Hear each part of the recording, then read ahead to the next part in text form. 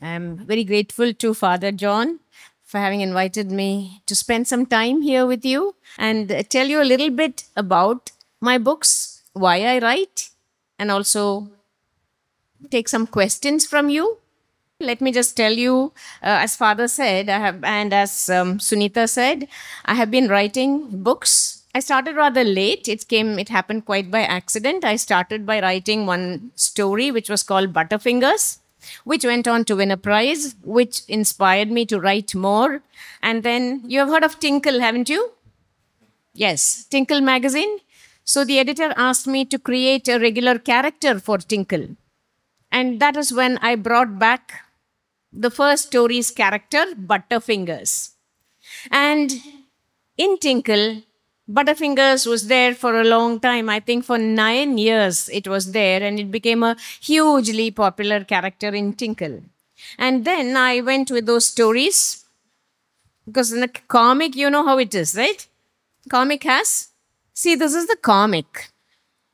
And comics, you know, you're very familiar with comics, Dogman, I know all your loves.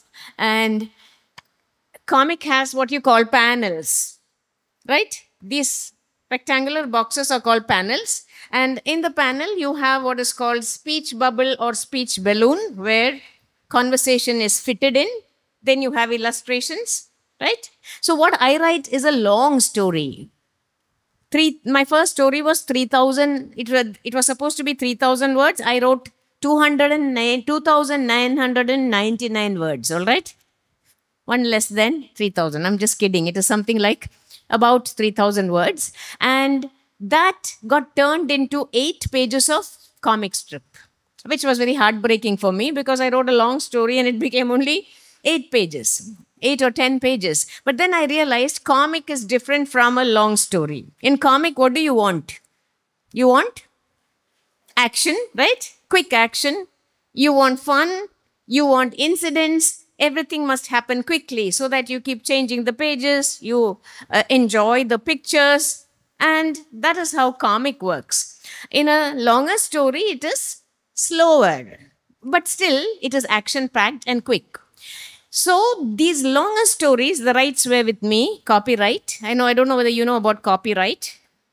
Copyright is the right to publish that story again. So that was with me. And I approached Penguin with those stories. Penguin liked the stories, but they wanted me to write a novel.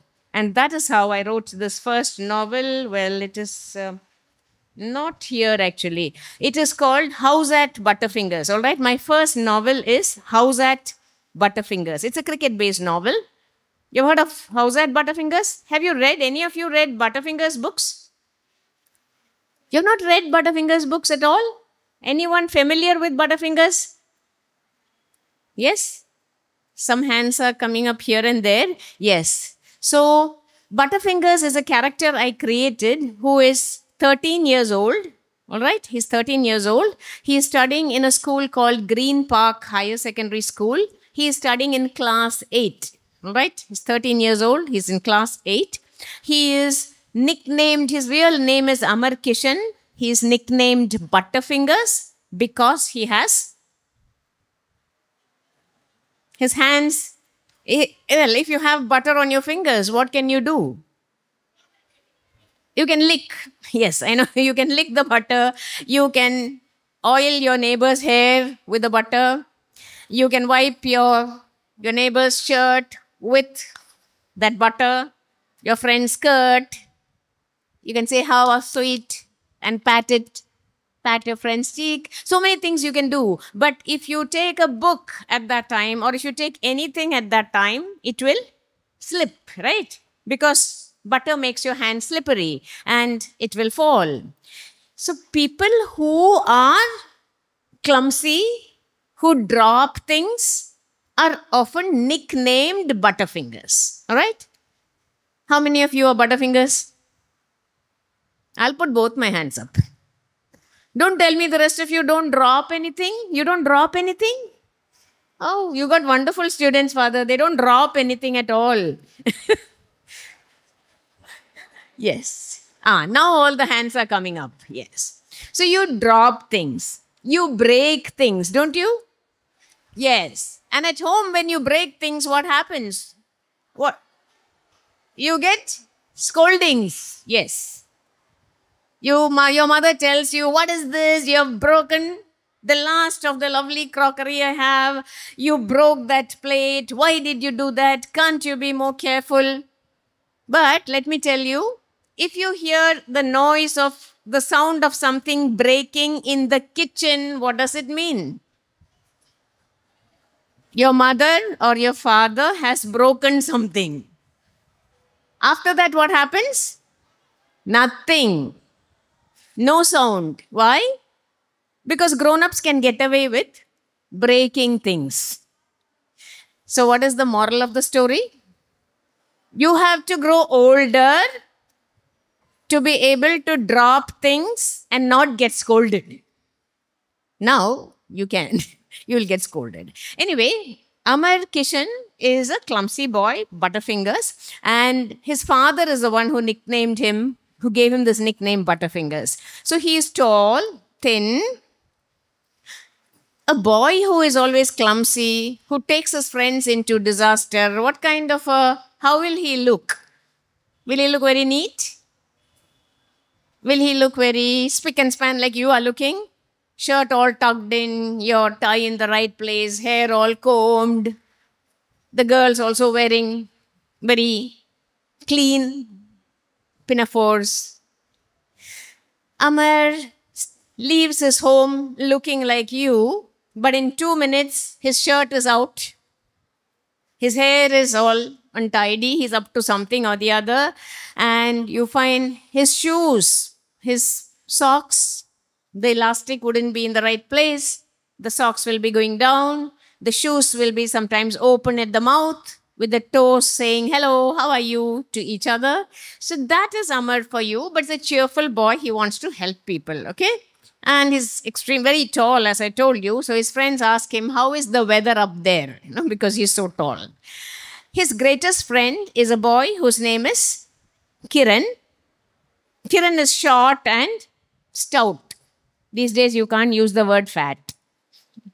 Body shaming. So I can't use the word fat. So I'll have to use words like healthily built, stout, rotund, round, enormous.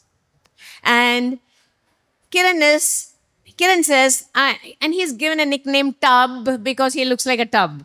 So Kiran says, I am designed to catch what you drop. Amar drops from the top, Kiran catches from the bottom. Anyway, so both of them together. So Butterfingers is a long name. You don't call people by long names, right? If you have a name like Shiva Ramakrishna, I don't think your friends will keep calling you that. They might shorten it to Shiva or Krishna or whatever. So Butterfingers gets shortened to Butter. Butter gets shortened to Butt with only one T. And so together they are called Butt and Butt Tub. Now anyway, there are other friends. There is a boy called Arjun, who is an eccentric boy, who loves music, who's got long hair. He wears one earring. He doesn't listen to anything that's happening in class. He lives in a world of his own, and anything in his hand becomes a guitar, right? If he were here, this book would become a guitar for him. He will just strum on it. When his teacher returns the answer paper, he rolls it into a scroll and he strums. So he lives in his own world making tunes. There is another friend whose name is Thomas, who always asks questions. If you ask him a question, he will answer with another question. If you ask him, where are you going, Thomas? He will ask, why do you want to know? So that is Thomas for you. And they call him Question Box. They call him Doubting Thomas. And there is another boy whose name is Kishore, who loves English, who has very high reading skills. And he loves to correct everybody's language. His English teacher is a little scared of him because he is so good in English. And there are other normal boys. So this is a boys' school. Now in the first story, House at Butterfingers, It is about a cricket match. It's a cricket-based book about a cricket tournament which they're trying to win because they lost the previous final by 1 run. How do you think that happened? That happened because the usual thing. You like cricket? How many of you like cricket? Yeah, lot of hands up.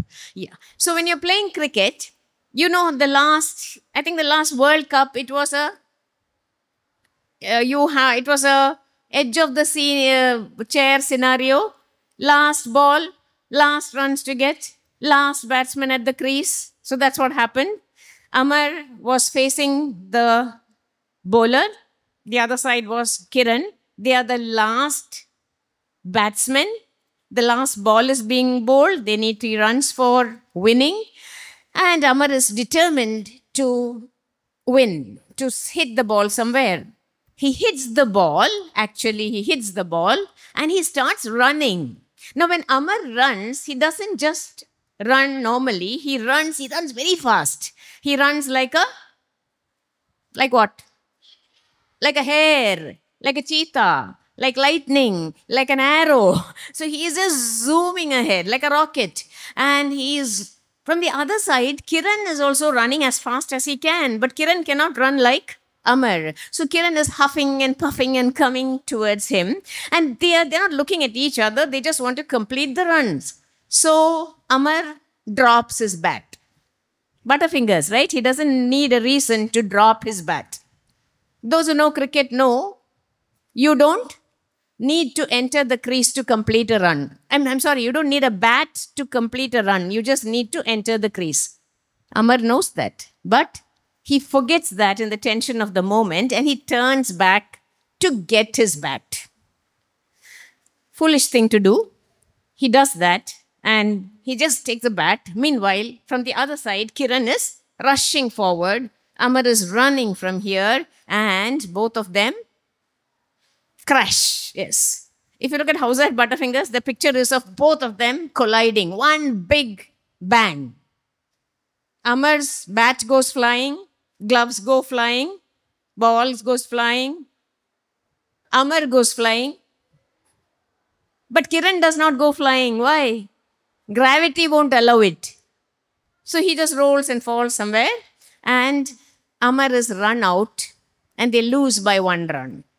So Amar's friends remind him, they know Amar is dying 1,000 deaths. Usually you say, poor fellow, he's also very unhappy. So let us not make him feel worse by not talking about what happened. No, you know how friends are. Why did we lose the match? Because this idiot cannot hold on to the bat. How did we lose the match? Because the stupid went back to get the bat. So they remind him every day and Amar is determined to win the tournament for his school the time our book begins. Plus, there is also a problem. They don't have a playground that is their own. Can you think of a school without a playground? No, right? You must have a playground. Every school must have a playground. Can you think of a school without teachers? I think that is your dream. Won't happen. So in your dream, you can keep on thinking of a perfect school with only playgrounds and no teachers. All right? Because I'm also a teacher. I know how it works. Yes. So that is, this playground, they have a playground, but it doesn't belong to the school. It belongs to a man called Colonel Nadkarni, who stays nearby, who loves children, who loves sports, who loves to watch them play. So he says, you can consider it your playground. He's a bachelor. So he says, I've written in my will that when I die, I will give it to, I have written it out for the school. So don't worry, it's practically your playground. And the practice starts. There's a lot of fun. There is a girl coming into the school who is going to study in the school. So it's a very fast-paced story. And in the middle of this story, something tragic happens. Colonel Nadkarni dies. All right? It is a crime for which I have not been forgiven. Even now, children ask me, why did you kill Colonel Natkarni? I tell them, I didn't kill Colonel Natkarni. I wanted him dead for my story. And I said, I made his death very comfortable. I sent him off to London. I made him 76 years old. I made him die in his sleep, painlessly. No. Then why did you make him such a nice character? We liked him so much and you killed him. I said, okay, I'll never kill anybody else in my books. And, but then what happens is, because he is no more, they expect the will to be found and to get the playground. But the will can't be found. The will has disappeared. All right? If the will disappears, the property goes to his next relative, who is a nephew, who is a builder, who wants to build blocks of flats where the playground is. Imagine you look out of your school where you used to play, there are blocks of flats. So children say, no, no, no, we know there is a will, we will find the will, we will look for the will, we will search for the will, we will seek the will, we will, and they look for it. So these are the two things that happen in the book, House at Butterfingers, second book. Third book is this book, which is Goal Butterfingers. Goal Butterfingers, what will it be? What will the... Football, exactly, football, where Amar has this brilliant idea of having a football World Cup in school. How can you have a football World Cup in school? So Amar says, no, we can have it. We can have 4 classes taking the names of 4 football playing countries. 8A, 8B, 9A, 9B, and we can make the rules and have a tournament. So Amar's team, which wants to be either France or Brazil or Spain or Italy or one of...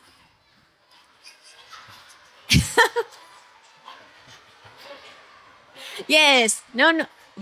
I know all your favorite countries are coming up and they're supposed to pick lots. Do you know which country they pick up? Ghana. So Amar's team is Ghana.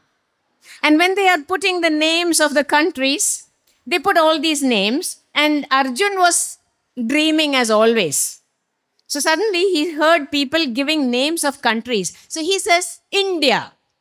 And everyone says, India? India is no good at football. Then Amar says, no, let us have India. That is the only way India will be in the World Cup. Football.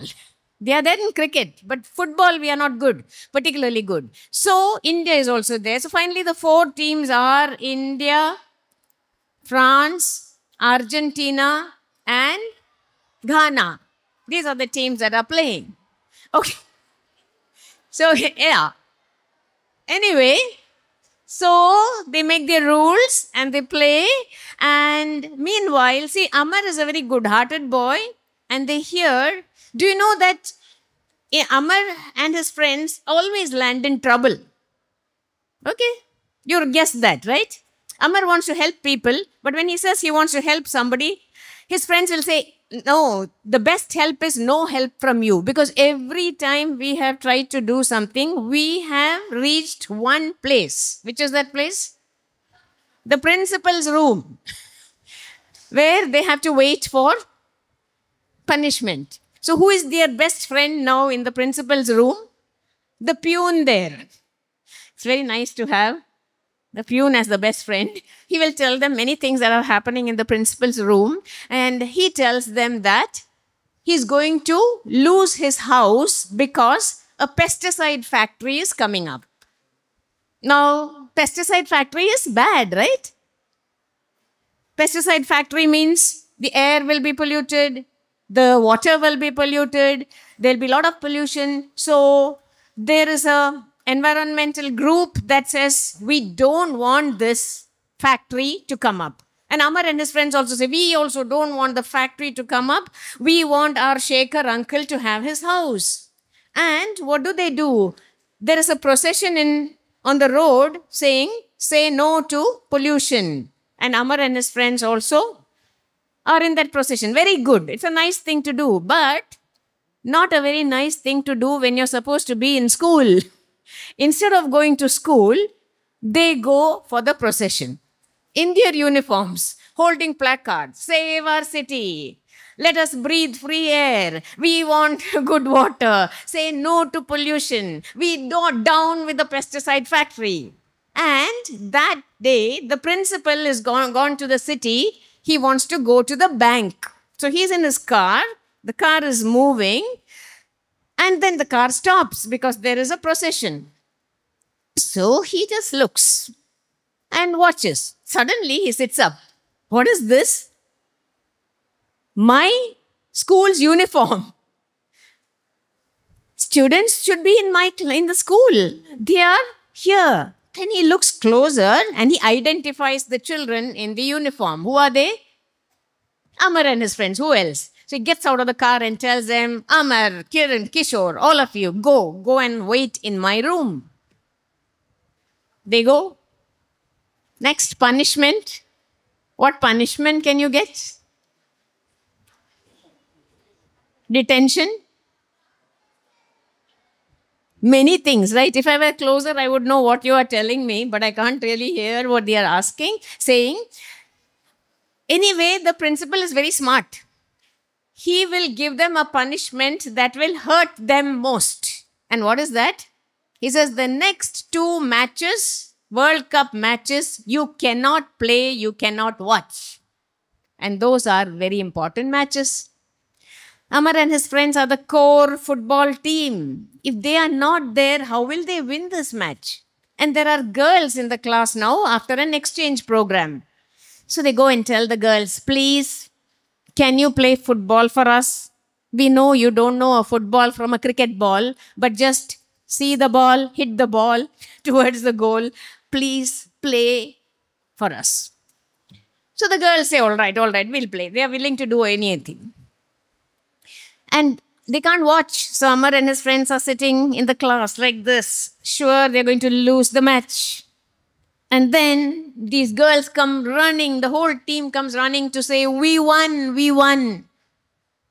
He says, you all won? I said, yes, we won against France, against the 9th standard.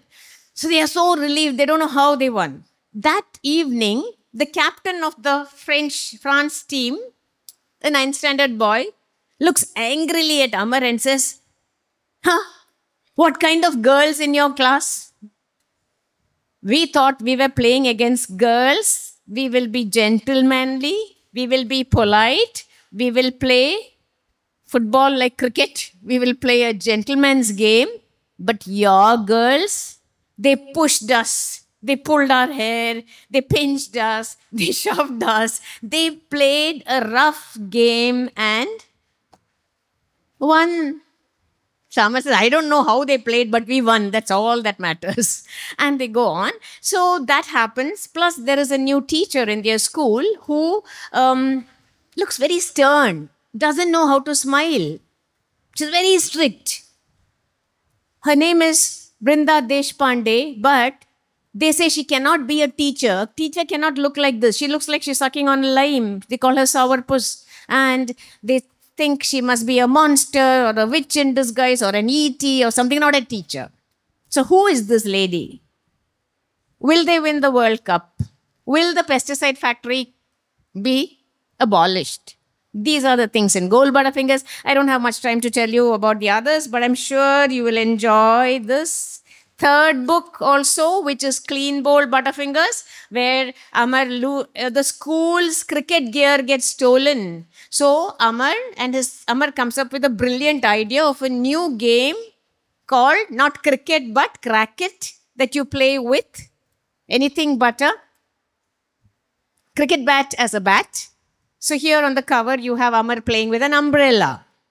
So you can play with an umbrella, you can play with a mosquito racket, a bat, you can play with all kinds of things. And a ball, which is anything but a cricket ball, all right?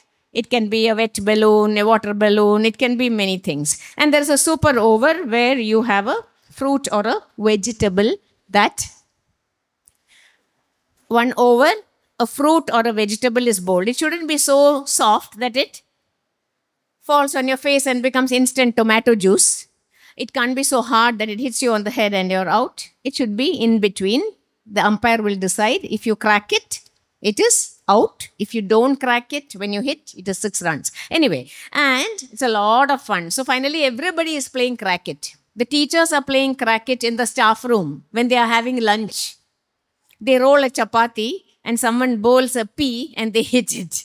And they will take a mustard seed and hit it with a piece of bread. So whole school is playing cricket. Do they find out who this thief is? Will they win this match? That is what this fun book is about. Then there are a lot of other fun books, short story collections, Misadventures of Butterfingers. Of course, it's Butterfingers. Run, it's Butterfingers. Again, it is there, but not here.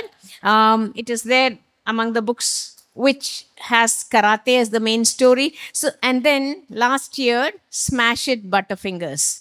So, Smash It, Goal, Howzat, and Clean Bold are the novels, and there are 3 collections of short stories. This is a badminton-based novel, and then you have the comic, The World of Butterfingers.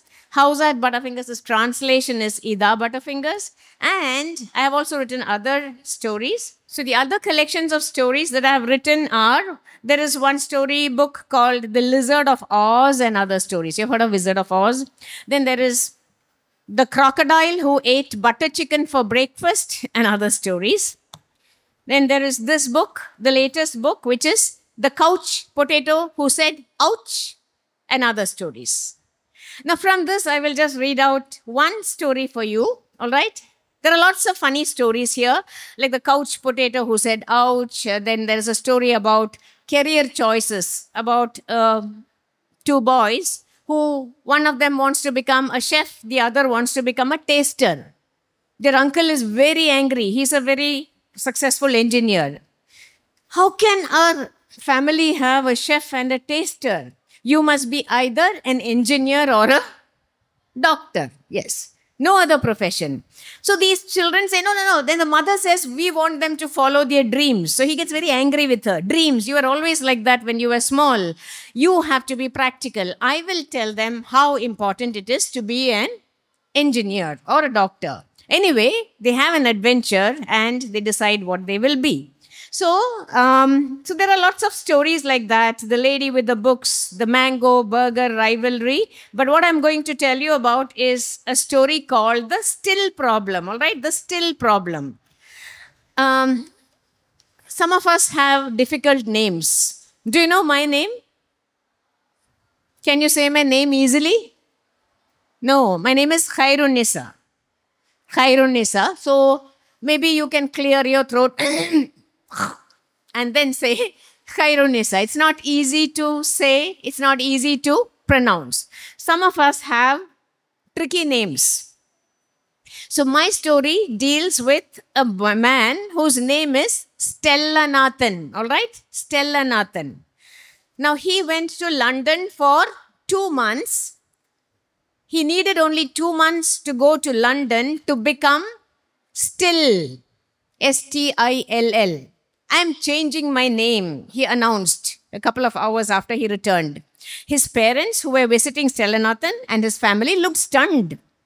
His wife raised her eyebrows. But why? His father asked. You have such a unique name, Stella Nathan. We chose it with such care from more than 100 names. Did you decide to choose this one? Stella Nathan snorted. You don't know how difficult it is for non-Indians to pronounce my name. My colleagues in the London office kept messing it up until I got this brilliant idea. Call me Still, I said. And life became bearable after that. Still? You're changing your name to Still? His father was aghast. You must be crazy. But Stella Nathan shook his head saying, No. I have decided I am going to US after some time. So a name like Still will be easy for them to pronounce. At that moment, his 8-year-old twin sons came rushing in and asked their father, what have you brought us? Isn't that what you ask when your parents come back from somewhere? What present did you bring? What did you bring for me? So both of them asked, what have you got for us? His wife, Kalpana Kalpaka says, not new names, I hope. There is no question of changing their names or mine. I don't know about yours, but I am going to change theirs, all right. We can make all these changes easily by putting it in a gazette. So I will do that. I will get them pronounceable names before we go to the US. The next day, he left the house, completed the formalities of name changing, ignoring everybody else's protests, and returned in the evening looking pleased. All right, boys, you are no longer Siddharthan Stellanathan, that's the name of one twin, and Shantanan Stellanathan, but Siddharthan Stellanathan, you are now Sid Still. Sidstill, Sid Still. And Shantanan Stellanathan, you are now Stan Still. Stanstill. Sid Still and Stan Still. What names are they? They go to a new school where his teacher, the teacher begins the roll call. Don't you have the attendance call? Yes? Yes. So they are talking. They're asking, she's calling out names. This is how she takes the roll call. She likes everybody to be active. Everyone must stand up. And when the attendance is being, the roll call is being called, and when the name is called, you must raise your hand and stand. So when she came to Sid, she looked startled, then said rather loudly, Sid Still. All the students sat down because they heard it as sit still. Who told you to sit? She gave the class a general glare. Present, ma'am. Sid Still raised his hand. Anyway, now that you're all seated, please remain seated. Stand still, she called. All the students jumped up because they thought she's saying, stand still. Present, ma'am. Stan waved his hands to get her attention. Sit, please, she snapped. Yes, ma'am. Sid put up his hand. Please sit down, all of you, she yelled. This is crazy. You boys, you newcomers, please stand. No, I'm not addressing you. Stand still, she added. Are your names really Sid Still and Stand Still? Is your father's name really Still? So the boys say yes. And after that, the teasing begins. Everybody keeps teasing them. You know how it is in school, right? Stand still. Why don't you stay still? Sit still. Teacher wants you to stand still. How long are you sit still? Are you still? You are punished. Stand still. Are you late still or are you still late? So it goes on like that. And how does the problem get resolved? You have to read the book and find out. So anyway, these are the books. They're all fun books, humorous books. And I hope you will read and enjoy them because that's the reason why I write. I want you to. Why do you read books? How many of you like to read books? Oh, a lot of hands go up. I don't mean your textbooks I'm talking about. I don't know if I ask how many of you like to read textbooks, how many hands will come up? How many of you like to read your textbooks? Yes. Some of you like. How many of you like to read storybooks? Yes. Yeah. Now you have a lot of hands coming up. So why do you read books? To get knowledge? All right. Then?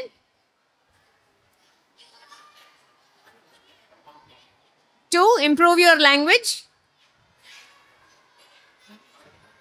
To like, because you like stories? Yes. Can't really hear. One person at a time? To be entertained. Very good. You gave me the answer that I was waiting for. Because usually what happens is, when you ask children, why do you read books? They will come up with very important things. We read books because we want to improve our language. We want to improve our vocabulary. We want to get more ideas. We want to get more knowledge. We want to we want to ignite our imagination. Very good, that is. We want to be more creative. Then I'm going on asking them, and then, is that why you read a book? Will you take this book, Goal Butterfingers? and say, I'm going to read this book because I want my language to improve. Your language will improve. I want my vocabulary to improve. In this book, there is this boy, Kishore, who is busy learning Latin phrases. All right? So maybe you will know some Latin after reading this, but that's not why you're reading the book. You are reading the book because you want to enjoy yourself. You want to be entertained. You want to get joy out of reading. You love reading. You love the story. You want to get inside the book. Isn't that what you want to do? Because reading is an activity where you are alone but not alone. You are alone because you're reading the book by yourself. But once you read the book, you are going into a new world. You're going to meet different characters. The characters can be people like you and me. The characters can be fantastic characters. The characters can be fabulous characters. They can be good characters, evil characters, witches, E.T., underground people, all kinds of people. And you are also with them. You're imagining what is happening. You're going into that world. It is like that nice poem. I opened the book. Do you know that poem?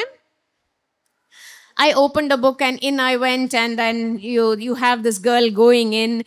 I fought with dragons. I drank the magic potion. I sat with the king. I ate with the king. And then, so that means she wore a cloak. I wore a cloak and I drank the magic potion. I fought with the dragons. I ate with the king. And at the end of it, I came out of the book. And then what happened? Everything around me was the same, but I felt different because I had a book inside me. Every time you have a book inside you, it makes you a better person. That's what happens. Reading, you read for joy, but all these other things I told you about, improving your language, opening your mind, getting new ideas, getting to understand different styles of writers, all that comes to you when you read. And when you enjoy what you're doing, what you read will remain in your head. So you might know that the capital of France is Paris, England is, UK is London. If you're learning capitals, you will learn it that way. But suppose you read the book A Tale of Two Cities. The two cities are London and Paris. You will remember better because you know about this story. You will relate the places to the story. It will remain in your head. That is the beauty of a book. So that is why you must read. And if you want to write, as Father said, you have to be good readers and then you can write. So all right, I think you can ask me questions if you have any questions to ask. So will you enjoy these books? Will you read them, enjoy them? And these are all humorous books, all right? You can have a lot of fun reading them, but you can also improve your language. The rest of the things that books have to do are there. So I hope you will, not just my books, I hope you keep reading. Keep reading books, always. Make it a habit, okay? For older people, even 8th standard upwards, this is the first book I wrote for adults called Tongue in Cheek, The Funny Side of Life. It's about the misadventures of an urban woman, a book that is doing very, very well. You will really enjoy it. I'm telling this for the teachers who will. It's a book that people said helped them get out of their depression during COVID. And that was the biggest reward for me when I got letters saying this book helped them feel better. Help them get de-stressed. So I hope you all will enjoy the books. Thank you very much.